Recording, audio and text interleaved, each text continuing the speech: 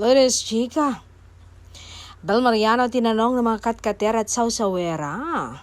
Ito nga ang naging tanong nila, sa tingin mo, kontento na sa'yo si Donnie Pangilinan?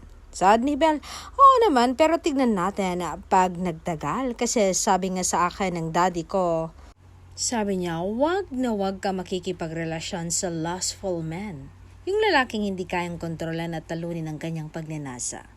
Dahil ang mga ganyang lalaki ay hindi nakokontento sa isang babae lang. Lagi siyang nagnanasa sa ibang babae kahit ikaw pang pinakamagandang babae. Hindi ka magiging sapat sa ganyang lalaki kaya't kahit gawin mo pa ang lahat para sa kanya. Ang ganyang lalaki kailanman ay hindi magiging loyal sa'yo.